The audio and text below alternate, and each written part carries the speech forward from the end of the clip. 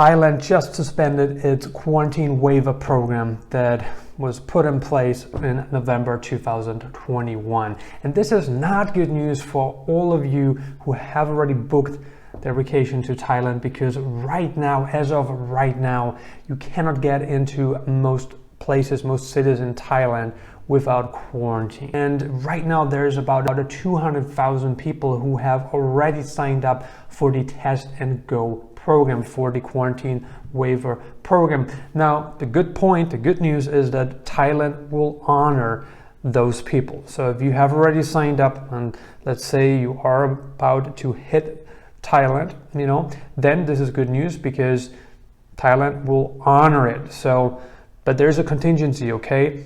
You need to test negative before boarding the plane, plus you need to do 2 tests upon arrival, one on the first day and one 7 days later. Now, this is not the worst case scenario, right? But for everybody else, for everybody who has yet to enter the country and has yet to, start the process to get the Thai pass, I mean, for you guys, there's no chance that you can get into most cities without quarantine.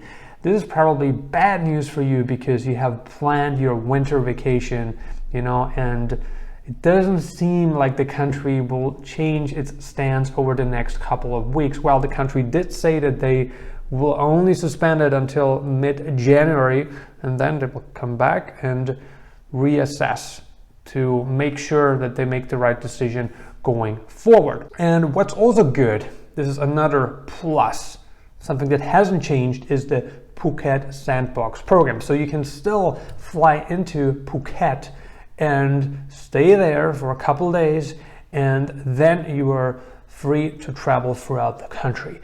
This hasn't changed. This is a plus. Right? But there's a lot of bad news and there's a lot of uncertainty again, because people put a lot of hope into Thailand. And we had one of the heads of tourism make a statement just, I think, a week ago, and he said, you know what, we're aiming for 6 million visitors in 2022, but how the heck will Thailand be able to generate 6 million visitors if people aren't allowed to enter the country without quarantine? Because naturally people will not be as inclined to visit than if no quarantine was required for those who are vaccinated.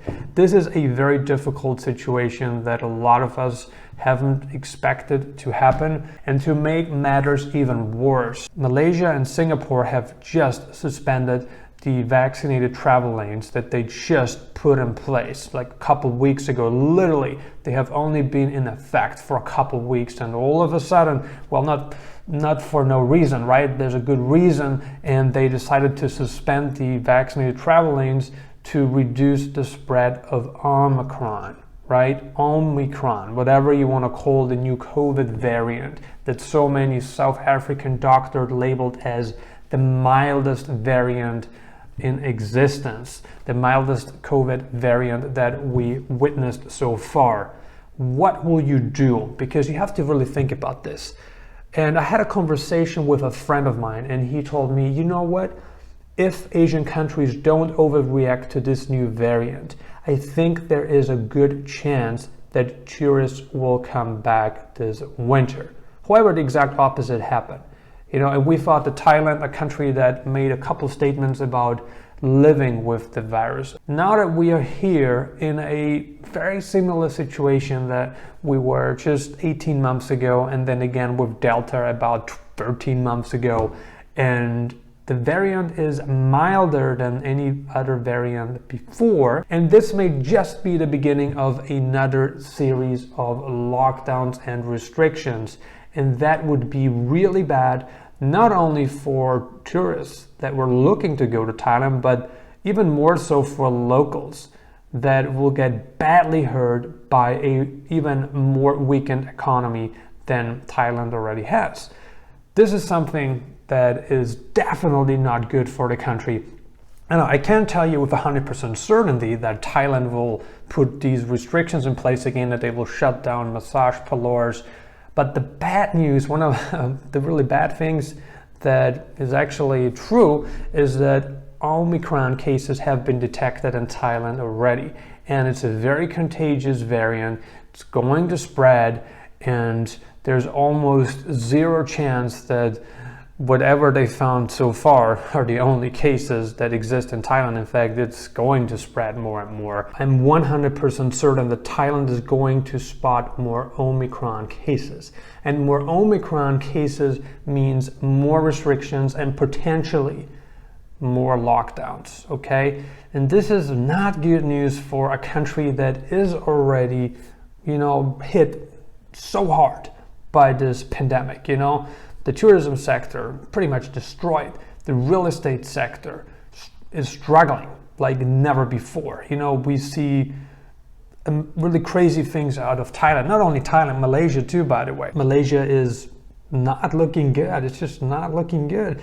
And all the neighboring countries, Cambodia, a country with a super high vaccination rate, a country that was talking about opening land borders with Thailand next month, will probably reverse as well. Not because the country wants to, not because Cambodia wants to, but because Cambodia doesn't have any other option, right? And we will see this 100% also with the Thai-Malaysian border. They were having discussions about reopening the land border as well under a test and go scheme. Now, the test and go scheme that we know that was put in place for tourists entering Thailand is already suspended. And now they were talking about doing these land border exemptions. You can guess what's going to happen to them. They will end up going suspended as well. So we're back to square one. Even though we should not be back to square one. Why? Because Thailand has a pretty high vaccination rate right now. It's a lot higher than the numbers that you actually see. Why? Well, because children under the age of 12 aren't eligible to receive the vaccine to begin with. So you can add another 10 to 15% on top of the current vaccination rates that you see across Asia. So if you see a country like Cambodia have, I don't know what they have, like 80-85% vaccination rate, pretty much means that they are at 100%. Or if you take a look at Malaysia, I think the same too, 80-85%.